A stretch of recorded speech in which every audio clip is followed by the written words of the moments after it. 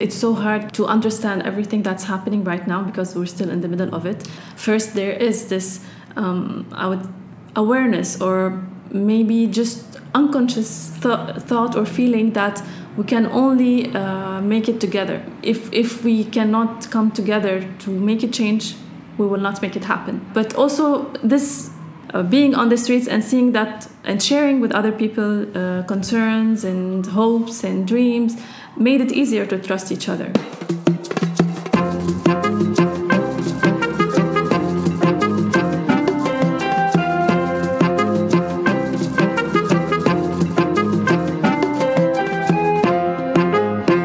Najwa Sahmarani, co-founder and director of programs at Tripoli Entrepreneurs Club. Tripoli was in a dire need to feel part of this country. And like even us, like working in entrepreneurship, when we first started, we felt that we need to fight our way to position Tripoli in this national ecosystem. Right. And this applied to a lot of other things. Tripoli has been detached for a long time, and this is why when there was the chance to be and feel part of this country, I think like they took it to the to the extreme in a good way. But what detached do you mean in what exactly do you mean when you say detached? Because I know that feeling of that. Well, I mean that most people see Tripoli only through the media, and they don't actually know Tripoli. Like we hear the comments and what people talk about Tripoli, whether it's positive or negative, and we know it's detached. Like they don't understand the community well. They don't know what's happening. They've never been. So detached in terms of perception that Lebanese were not giving Tripoli its fair chance. Not only the community, but also on the political level, like development plans, political weight. Like there is a weight in terms of number of votes, but it's not like there's no actual like politics happening in the city even. On a superficial level, it feels like Tripoli was increasingly detaching over time, whether from its own side or from the rest of the Lebanese pulling away. Is that a post-war experience? I don't know if I wasn't like really like aware of it, but yeah, I think it did increase over time. So I wouldn't say it's just my perception. I would say like it did increase over time, this detachment, especially in the times of conflict between Jabal Mahsen and Tabene, and like different conflicts that arise in this so it's 6-7 years. The last decade, you were focusing on that where it really got worse. The last 10 years. But the thing is, it was the detachment was going up and then down again and then up. It was waves sometimes, and in different communities. But it was never like as big as like the image of Tripoli that was shown at the beginning of this revolution. That like we'd have good news in the media or like big events or stuff, but like nothing that really can change the perception of people who would just look for the media for news about the cities. But then again, so the media this time around perhaps did the opposite, which is it elevated Tripoli to a city that is sort of deserving of its recognition. I want to ask you, we're over 2 months into this revolt. Do you sense that things are moving in the right direction? And in terms of where people, the initial reasons they went to the street 2 months ago and where we are right now, do you think this country, and not just Tripoli, but on a national level, that we're inching our way closer to progress, or is there some reservation on your side, some caution that this may unfortunately not take Lebanon to a sort of a place that people are demanding? There is always a risk. I think all of us know that we're taking a risk. Yeah. But what options do you have? Like you probably would have 3 options. maybe, like just keeping things the way they were, just in new formats, new faces. Right. Like mess, conflict, and war. Or option C, that would be ideally change for the better. Yeah. So we all know that, I guess, that three options, one of them would happen. We cannot know for sure that we will reach option C, and we cannot just be in fear of reaching option B. Right. But the reason I ask you is because option B, the fear of going towards violence, I think is what kept a lot of people in my generation and earlier generations unwilling to do this earlier. And option B is the worst case scenario. That option A is unfortunately what all of us are used to. But I like that you've divided it into three. That's sort of an easy way to see it. Option A is the bad situation. Option B is the old way of looking at things. And option C is what all of us hope to achieve in some form or capacity. I think what we can do now is making sure that we at least do what we can to prevent option B. Yeah. And fight our way peacefully to option C. I feel the same thing. It seems like it's always on the brink, that nobody has really overstepped fully, but it's there, and it's never far away. And do you think the younger generation even sees that? So their expectations are so high. To them, there's no fear. It's really just going all the way. And do you sense the youth has these kinds of what you're describing, A, B, and C scenarios, or is it really just C for them, and there's no alternative? Well, I would say it's just C for them. Yeah. even maybe the fear or like the concern for option B is not taking so much space of their energy right now, because they're still at a stage where like there is this push, this energy towards making things better, like changing things, and things are happening. It's slow, but things are happening, and like every win is giving more motivation that we might be going in the right direction. But in general, they are courageous. So even if they know that there is this fear of option B, but we still can take the decision and go on. Like, you know, this fear from mess and conflicts and war, as you mentioned, it is what kept people silent in a way. I think it's what for years. It kept our parents also always reminding us to not risk it. It's better to avoid this whole thing. But the younger kids don't seem to even have that pressure. It's either this works or it just the whole thing doesn't. And I don't really see that civil war is. This is why I said like conflict or mess or whatever words describe this option B.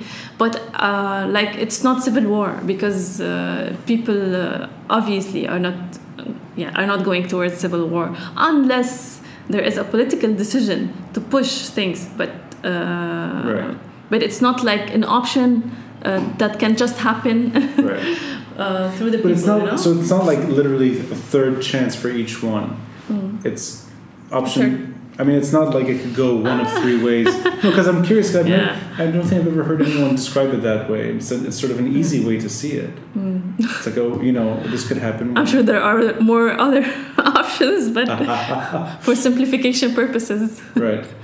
Well, regardless, there's hundreds of thousands, if not at times over 1 million, perhaps half the population, a few weeks ago, demonstrating. And demonstrating, I mean, this is a national-led volunteering situation. People are volunteering their time, their effort, their money too, to a degree, their economic well-being, to pursue this and reach a better place. Where we're sitting, Tripoli Entrepreneurs Club. That started off in its inception as a volunteer-led idea. Yes, for 4 years, it was like solely run on volunteering efforts. Could you just take me back a bit to that stretch of time? Because And you said it earlier. We were talking about a time Tripoli there was violence between Beirut Banyan and Jabal Marsan. There's Fatah Islam a few years earlier, Nahar Beirut. What made this kind of club or initiative sort of, what was the thinking behind it in 2013? Was it we don't want to let this city slide further, we're going to get in the way? Or was it just a matter of there was an opportunity and you seized on it? I'm just curious about 2013. Why is that year the beginning of this? I think it was a change of perception, that looking at Tripoli as a city of potential. Even though we were in the middle of conflict and all the terrible news and images in the media, but we didn't see the city like this. We knew it was as usual exaggerated. Even the good things are exaggerated, like in this revolution. But yeah, we live here, so we knew how exaggerated the things were shown, and we knew the conflict is really about political messages between different political leaders, and it wasn't really part of this community. It wasn't that the people in the community are in conflict. It wasn't like this. So being in a city where it's full of youth, we have more than 15 higher education institutions, so full of educated youth, and it's so much potential. They can do a lot of things. But was the conflict in the background before you sort of tapped into this entrepreneurship and youth? Was the conflict something you were trying to push against, or was it simply just, we have a youth bulge and we need to do something about this? It is, I would say it's a combination of different factors, because we are a group of people who came together, so to each his own motivation.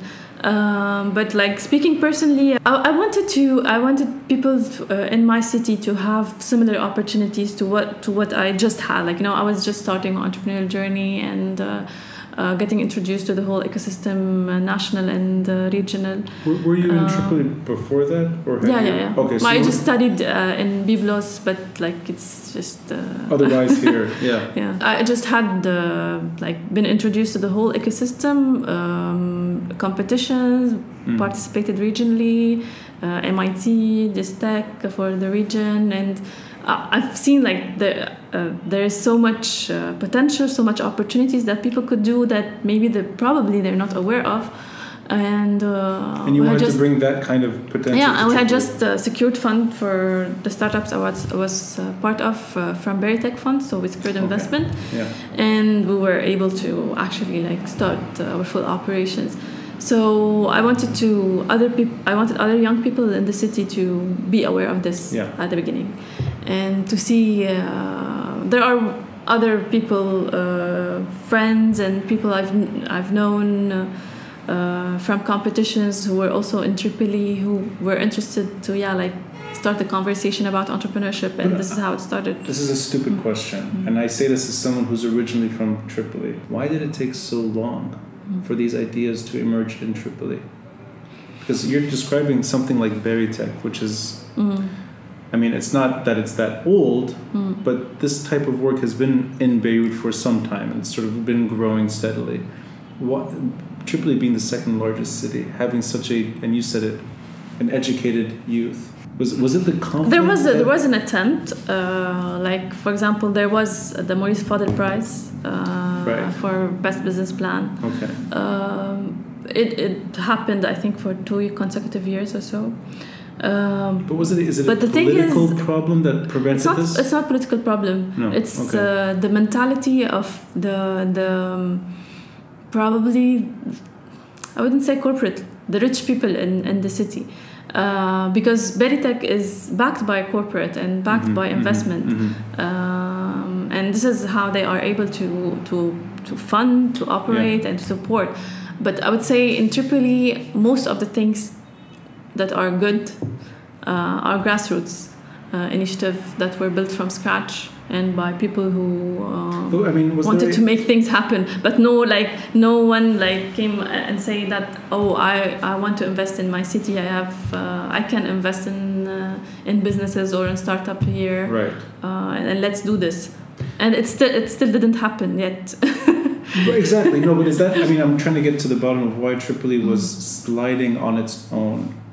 Is that an economic problem for Tripoli that it was not keeping its talent, that talented youth would simply move or even leave the country? That was that part of it, that the market you're trying to in a way activate was not here, or is that not part of the story? Because I'm wondering, it just seems so late, and that it would take somebody in 2013 to sort of make this happen.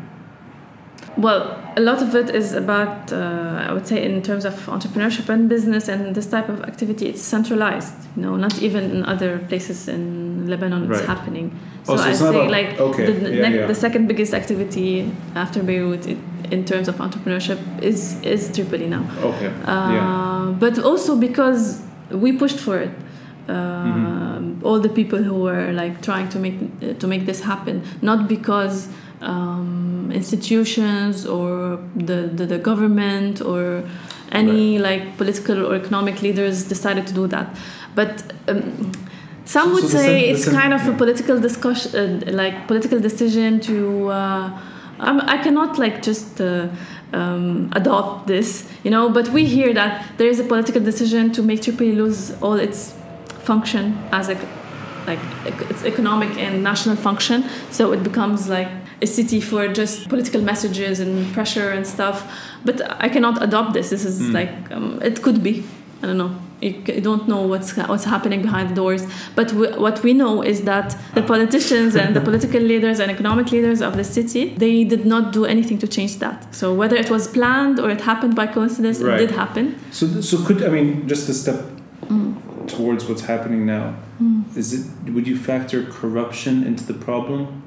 Because I like what you said about centrality, and that's a factor throughout the country, whether it's Tripoli or Nablus, it doesn't matter. Beirut does always get that full attention. But would you put corruption into that sort of part of the story, that people that are elected in Tripoli were not working for Tripoli? I would blame more like people who can actually invest in Tripoli and decide not to. Yeah. There was the economic zone not that long ago. It was what, 2000? It's still there. It's still around. There were those kinds of ideas that were emerging here, and they kind of just automatically took a back seat and they drifted a bit. I mean, I'm trying to find where the problem is, because there's so many people with talent, and just it's so hard to do something simple like this. It is, like, for example, for Circle 331, I don't know if other people tried, but we were trying so hard, like, to have Tripoli benefit even slightly from this circular. Like, eventually, I think it stopped now. I don't know. The thing is, like, most of the money invested for the knowledge and innovation economy and through Circle 331, it was in Beirut, taking like the assumption that whoever is going to be doing such type of business would have access to organizations inside Beirut. But the thing is, it doesn't make sense at early stages, for example, accelerator stage, for a startup to leave Tripoli and go live in Beirut just to validate their initial idea or business model. Exactly. It doesn't make sense. So I mean, but can I ask you, this is your opinion, because Tripoli is still protesting, because people are still demanding a better city, a better economy, do you think that is part of the discussion, that there's a localism that people are demanding as well, so that these ideas are not sort of thrown into Beirut, that they stay here and that they blossom here? Is that even part of the story? Well, people want to build a prosperous life in the city they choose to live in. So definitely I would say, like, this is part of what people want, like to be able to have quality life here, to be able to build quality opportunities, quality jobs for themselves. Like, of course it is part, at least my personal demand. Sure, because that sounds like local politics. That's not necessarily national. That's really a local discussion. People want their lives, their immediate lives, to improve.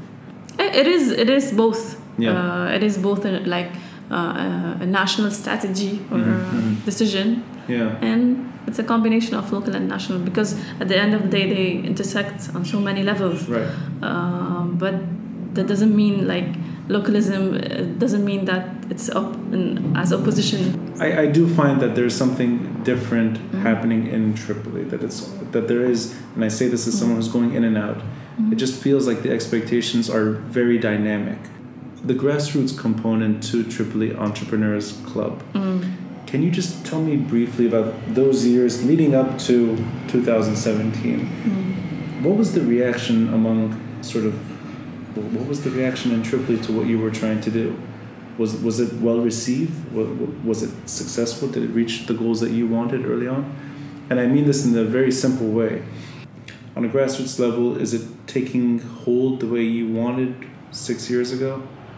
It has been growing exponentially the past 2 years, specific, because we've had more resources and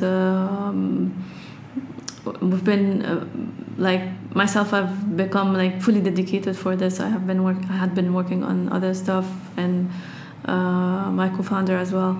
But the thing is, at the beginning, in 2013, it was a small group of people, and we were building on our own community work in different areas. So a lot of us were also co-organizers of TEDx events and other community events. So a lot of the people who came at the beginning were just interested to see what this new thing these people are talking about is.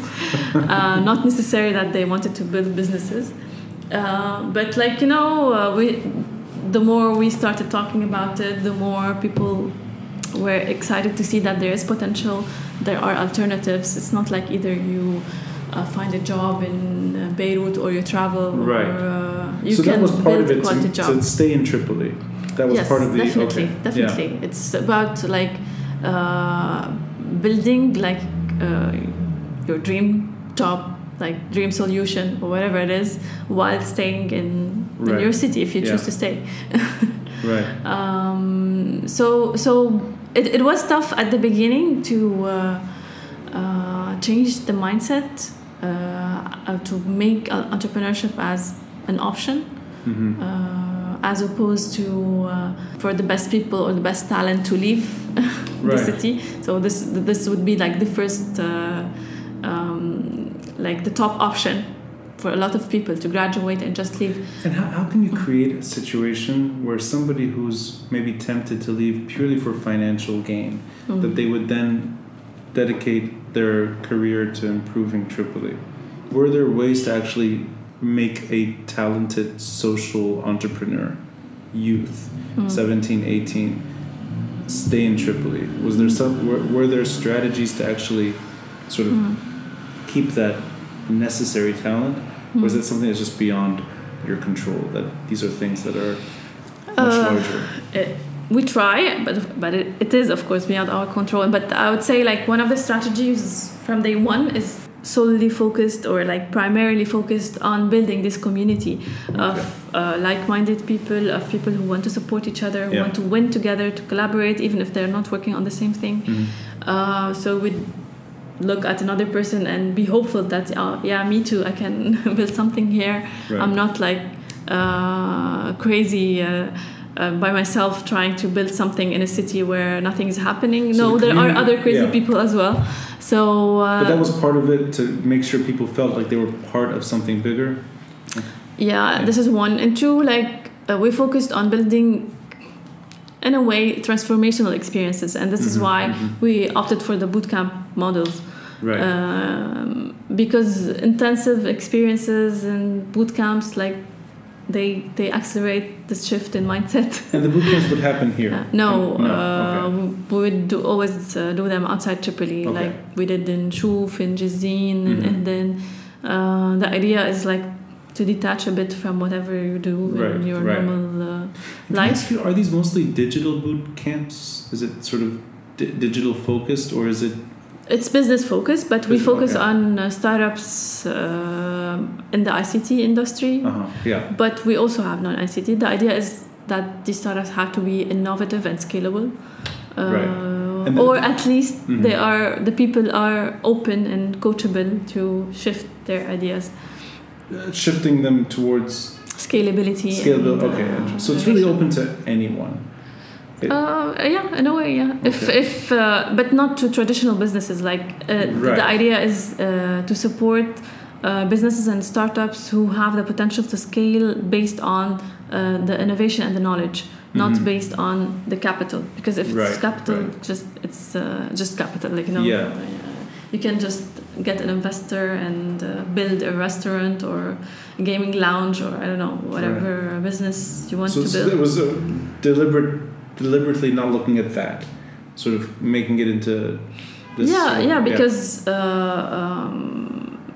this is where there were other people and still are people supporting maybe like micro and small businesses and other forms available for other forms of path or support available to different type of businesses for young people who were creative, innovative, like techie.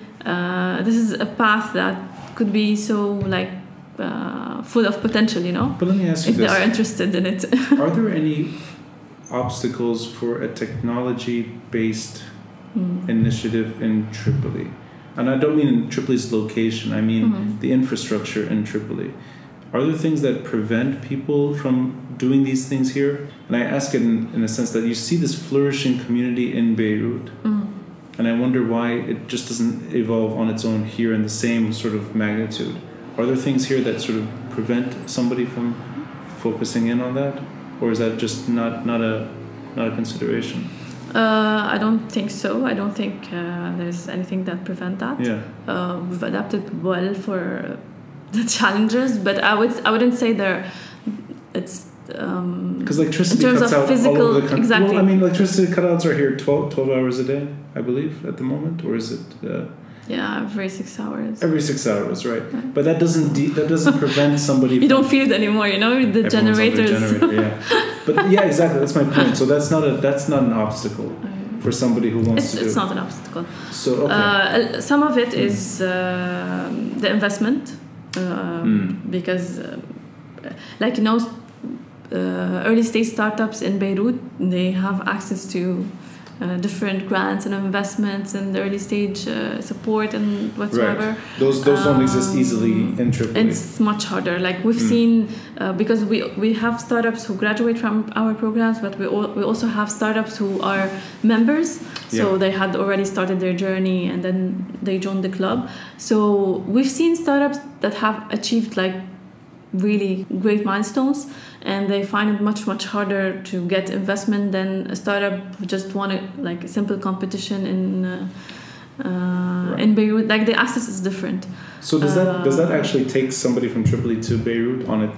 That in itself, because of a money that there's. Sometimes it does. For example, like last year, 2 of our graduates from the pre-acceleration program, they got investment for the accelerator of Flat 6 Labs.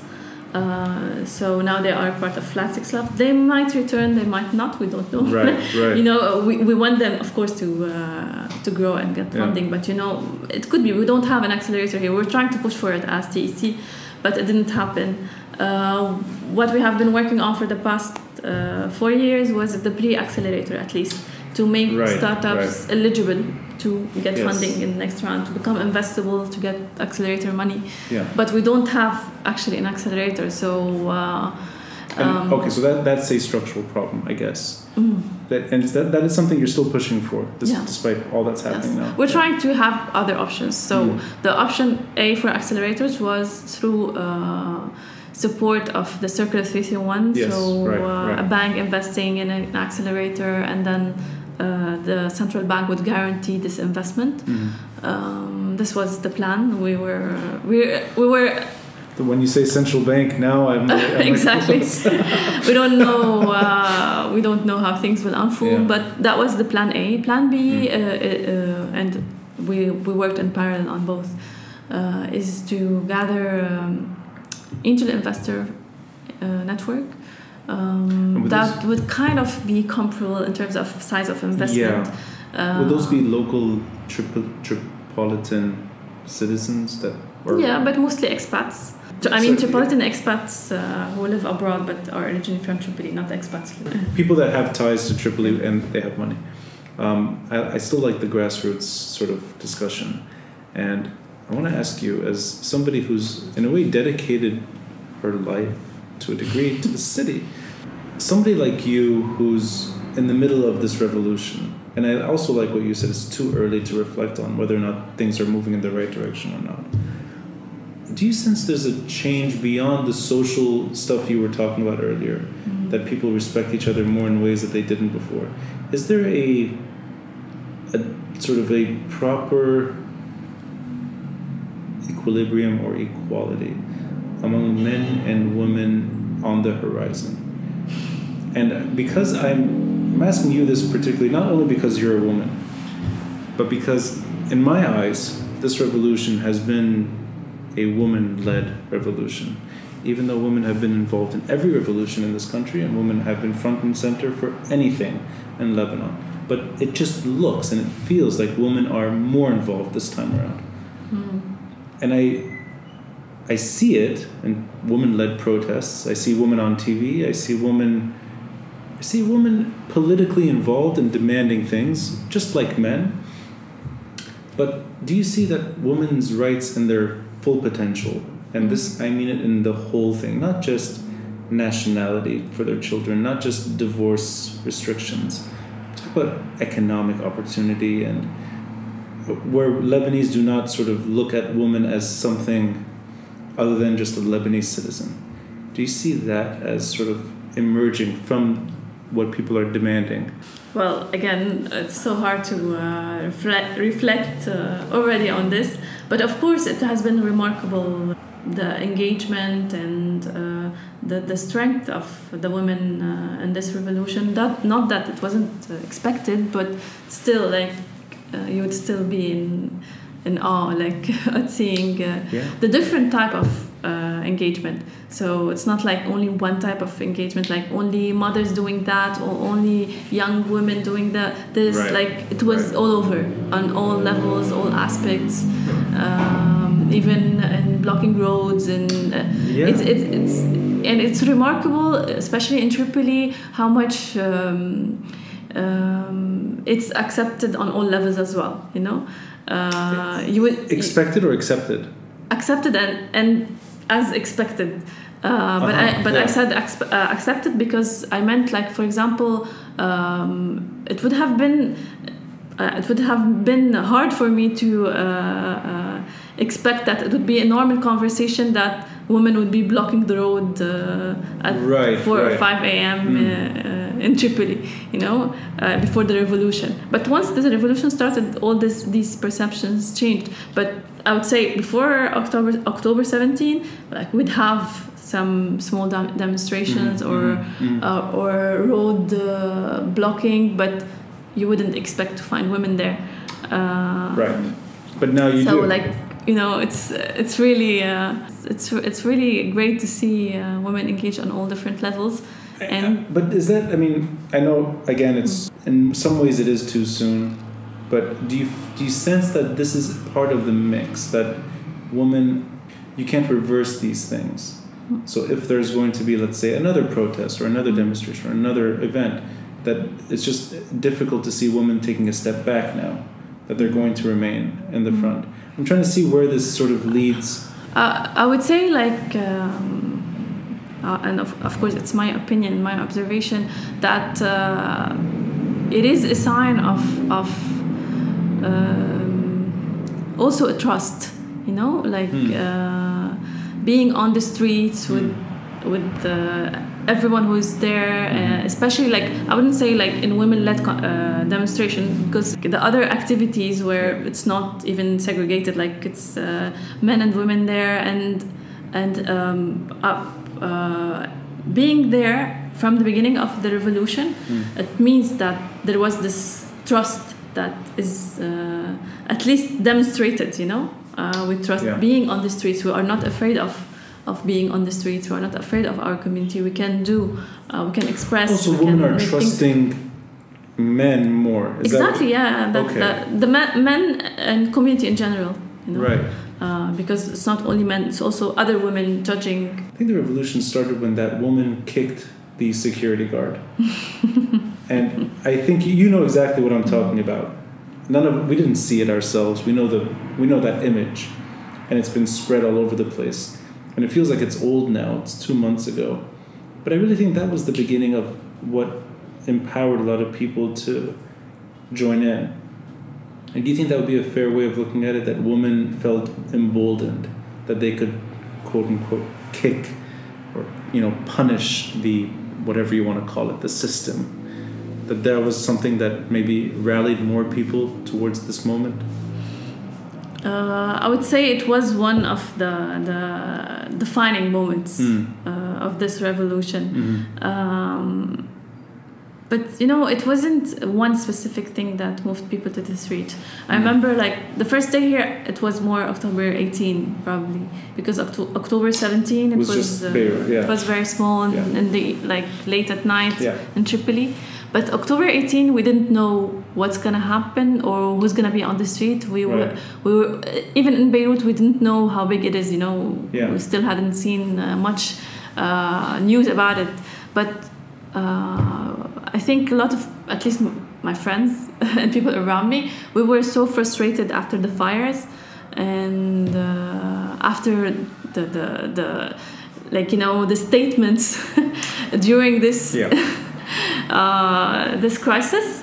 And then everyone was looking at the failure of this government, and then the next day they declare taxes. It's not about the amount of tax or how much, but the way they are treating the people, it was really unacceptable. You cannot, in the same week where we have witnessed your failure, and then this is what you come up with. Right. And then when we went on the streets, we found hundreds and thousands of people coming, and especially in Tripoli. This is the first time I go on the streets for a very, very long time. Maybe we had one time we took a silent stand here for, I don't remember what was happening. It was 10 years ago, but this is the first time I go on the streets, and just I wanted to be there and see for myself. I was so frustrated at the government. I'll go there and I'll see if it's really a revolution, or if we didn't know. No one called it a revolution, but we just went there, and people kept flooding, and we were in the middle of the square, and then suddenly we couldn't move. It was. I don't know if you've been to Tripoli in the first... not the first few days, no. The first few days, we need an hour to get from the center of the square to the end, the roundabout, to the end of it, just to go out, you would need an hour to just move in the crowd. It was huge, and it was massive, and it was like a festival, because people were so happy to be on the streets together. It had been a very, very long time that they haven't felt that togetherness, and people from different backgrounds, different levels, different genders. It was so beautiful. So really, to you, it's a buildup of many events that just pushed people over the edge. At least for me. I like that everyone has their own reasons, and they're all lining up. Really, they're all lining up together, but everyone has their limits, and everyone has their sort of what took them over the edge. And I like that you said those outrageous statements in the middle of the fire. It's hard. It's easy to forget that that's just 2.5 months ago, and it was so embarrassing to hear those statements. And then it was also equally unthinkable that a few days later this whole moment would start. I just want to wrap it up with a question from your perspective about the priority for Tripoli. I had a conversation about infrastructure in Tripoli, and my, again, naive perception is that the more investment in Tripoli's infrastructure, the better. And I'll say this simply. It's not just Al Marad being used for more than just a ghost town. I'm talking about really, I mean, making sure electricity is 100%, making sure there's clean water, making sure the airport potentially reopens in the north, making sure that nothing is preventing an economic opportunity from emerging in Tripoli. Schools, hospitals, everything, anything that's government regulated should be addressed at least on par with Beirut, at least. And I was scolded for this, saying, you know, that this is unnecessary. Now you should be thinking about human suffering, poverty, food, bare minimum, clothing, shelter, social security. And do you sense that there should be a priority right now for Tripoli? And if there is one, should it be on the political scale, or should it be more on the very local, very human, individual needs in times of crisis? It depends how long this crisis will go on. Because I think what you're doing, in a sense, is kind of both. It's grassroots and it's also infrastructure. Exactly, yeah. But I would say, again, it's a bit of combination of both. Because, for example, there's the urgent medical needs. And this is something like, it's so hard to cover when from other people coming together. Like now we're seeing like campaigns and donations and stuff, and people are doing very well in terms of at least food and shelter and like basic support. But medical coverage, it's so hard to get that. Yeah. So I would say this should be a priority, of course, because, you know, humans first. Yeah. But of course, I'm not with like gearing to the demands for Tripoli towards the other basic stuff, because I think the community is doing well, and it should happen anyway. No, it's not even something we should demand. Right. It should be on the top of the list anyway. But what our demands should be. So that's something that it's expected regardless. Exactly. Like you shouldn't be demanding for the basics. Exactly. Yeah. But I would definitely agree that whatever making investability go higher in the city would be a priority, because it's all related to the economic crisis and the economic situation of the country and of the city as well. Like it's and because Tripoli has this potential, potential to be economic hub. It's not like there are a zillion option. We are a small country, it's the second biggest city in Lebanon, so it has the potential to play a bigger role. And I think this is a question not just for Tripoli but also for Lebanon as well. Like we have an economic crisis, and what are we gonna do about it? And it should be a national strategy to find different roles and different functions for the different regions and cities, so they can play an important role in building the economic foundation for the country. So you really want to see all of the above addressed at once, short of human suffering. Exactly. Like, but again, like, it shouldn't be that we're demanding for people to get their. It should be there. It shouldn't be even a demand. I'm not saying, of course, it is of top priority and top urgency, but this is not the only reason. This is just now a cause and a consequence for this stage, but this is not the only thing we want. We want the next stage. We don't want to reach this stage again. So we want to prepare the foundation for the next stage of the life of the city and the country, hopefully. I think that even if this does not turn into something that works long term, and we've been talking about it regularly, it's too soon. I think anyone who looks back the last few months, years from now, when they look back to this revolution, I think the optimism and the sincere desires of Tripoli will stand out. And it's not just, you described it yourself, being stuck among hundreds of thousands of people chanting in a festivity. It's more than that. I think it's really the average citizen in Tripoli, whether it's you or other people like you, doing all these kinds of initiatives and NGO and entrepreneurial ideas, and really there's an expectation in Tripoli that stands out. I think it's much more powerful than any image of watching Tripoli dance or party. I think these are the real stories. I hope Tripoli improves the way you want to see it improve. I wish you guys a lot of success. Thank you so much. Thank you for your time.